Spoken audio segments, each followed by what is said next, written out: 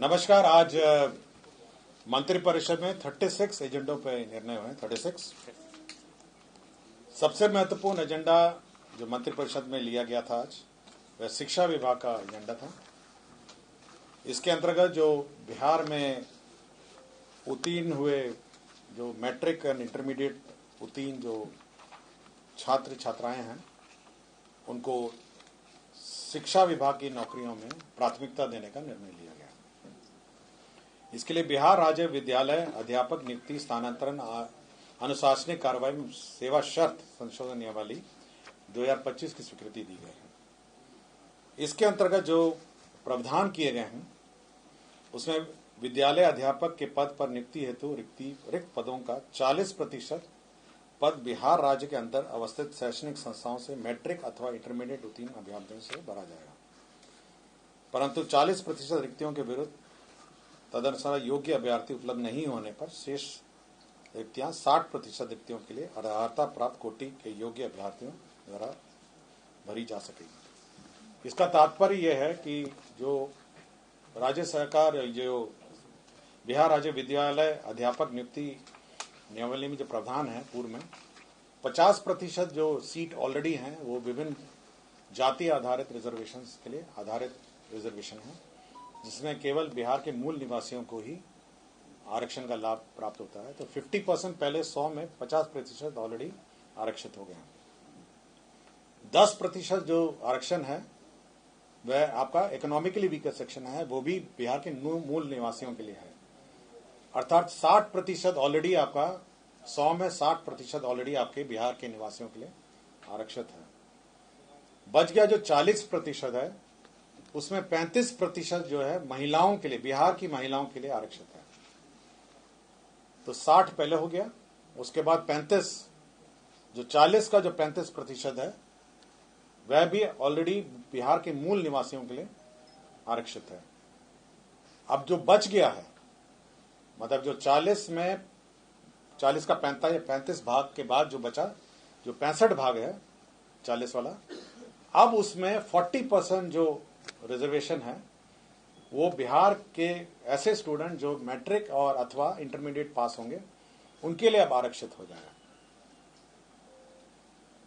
तो मोटा मोटी अगर आप देखेंगे टोटल में ऑलमोस्ट आपका 85% से भी ऊपर 85% से भी ऊपर जो आरक्षण है अब वो बिहार के मूल निवासियों के लिए आरक्षित हो गया है।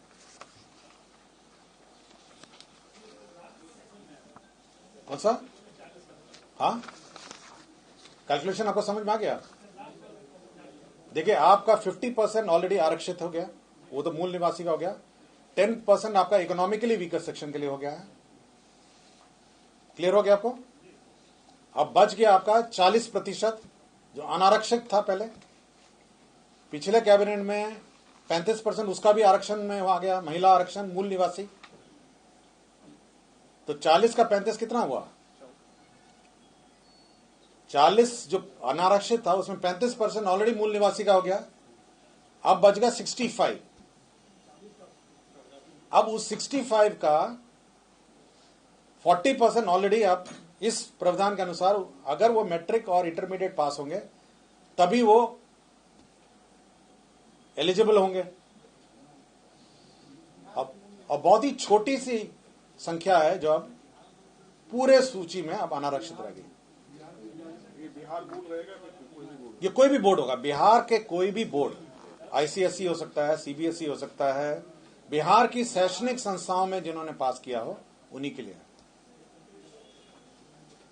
और ये 40% बिल्कुल वर्टिकल है सभी कैटेगरी में। मतलब अगर आरक्षित भी होगा, एससी एसटी भी होगा, उसका भी 40% और 60% हो गया कि 40% वो होंगे जो यहीं से पास होंगे। हो सकता है कि मूल निवासी हैं लेकिन कहीं अन्य बाहर के बोर्ड से पास होंगे, तो वो 40-60 पूरे अक्रॉस बोर्ड है।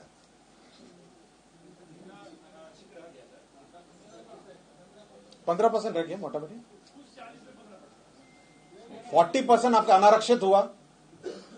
40% अनारक्षित में 35% ऑलरेडी महिलाओं का आरक्षण हो गया ना, और वही मूल निवासी वाला आरक्षण। बच गया 65। अब उस 65 का 40% आपका आरक्षण हो गया।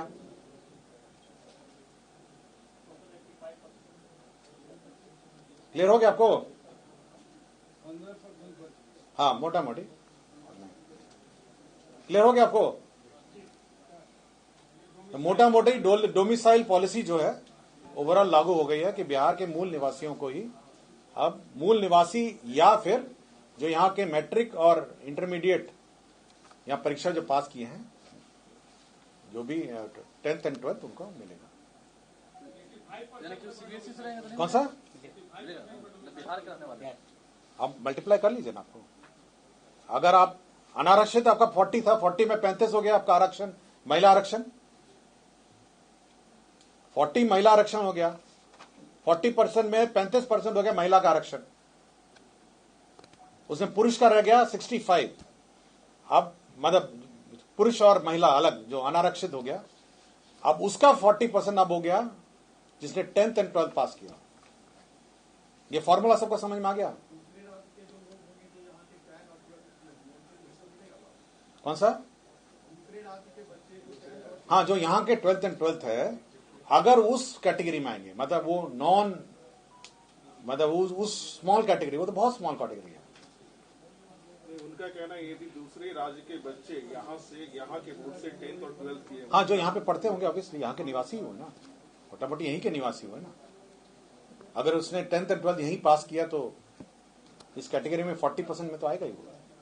सर, यदि मूल निवासी है लेकिन matric inter out of state किए हैं दूसरे स्टेट बोर्ड से, उनके लिए क्या? उनके लिए ये नहीं होगा ना। उनके लिए तो अगर जैसे आरक्षण है, सपोज को शेड्यूल कास्ट है, जो शेड्यूल कास्ट का नियम तो अलग है, वो तो आरक्षण का नियम अलग है। मैं केवल इतना ही बोल रहा हूं जो अनारक्षित में भी जो यहाँ 10th एंड 12th पास करेंगे उन्हीं को मिलेगा। मल्टीप्लाई कर लीजिए ना, मान क्या ले, यहाँ पे कैलकुलेट करिए ना। मैं एग्जैक्ट बताऊं आपको, एग्जैक्ट है, एग्जैक्ट आपको बता देते हैं।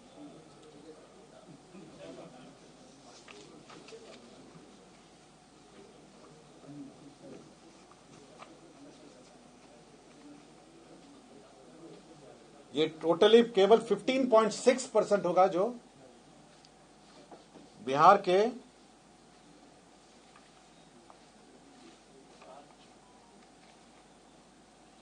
मात्र 15.6 अब बाहर के होंगे। बस क्लियर हो गया? अभी तक कितने थे? हाँ, अभी तक कितने थे? अभी तक तो दो नियम पास हुआ ना, पिछले बार भी पास हुआ। पहले आपका 60 था, फिर 40% अनारक्षित था, उसमें भी 35% महिला हम लोगों ने कर दिया। उसके बाद जो 65 बचा उतने ही थे, अब उसको भी घटा दिया गया है। अब केवल 15.6 ऐसे बच गए हैं। और ये दोनों के लिए एलिजिबल है, ये नहीं है कि बिहार के बाहर के जो बाकी अनारक्षित बच गए 15.6, उसमें सब कंपीट करेंगे। बिहार के निवासी भी कंपीट करेंगे और बिहार के बाहर की भी।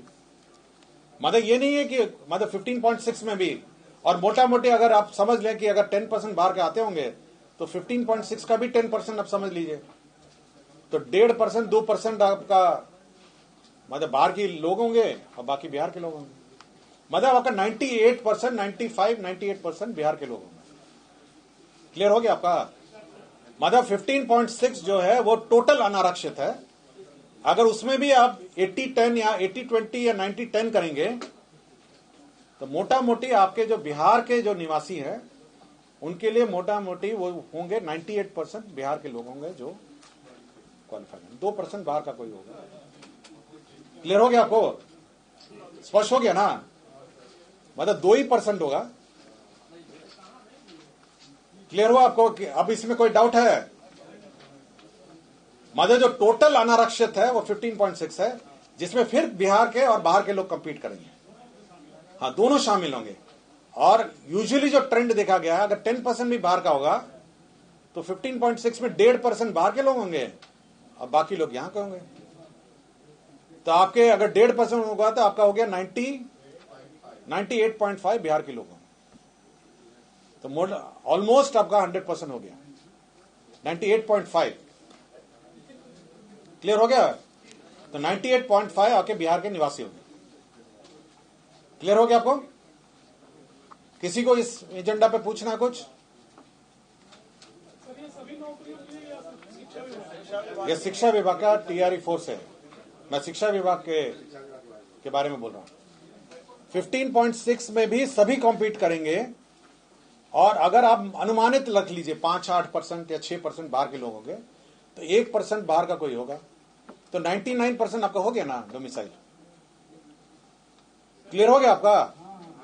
मतलब मोटा मोटे अगर आपको मतलब हेडिंग के लिए चाहिए तो ऑलमोस्ट 98-99% जो है बिहार के निवासी ही कॉम्पीट करेंगे। हाँ, टीचर, शिक्षक नहीं, और बाकी तो हो ही करेगी, हो गया ना। आपका क्लर्क और जो कार्यालय प्राचार्य और जो ये जो क्लर्क है, जो ये है, उसका तो ऑलरेडी कर दिया ना हम लोग, हो ही गया। 2 नियमावली हमने पास की नहीं आया को। कार्यालय प्राचार्य जो अनुकंपा और ये सब का था वो तो ऑलरेडी 100% हो गया, और जो विद्यालय में जो क्लर्क्स हैं उसका भी 100%। अब तो शिक्षा भी ये भी हो गया 99% मोटा मोटी।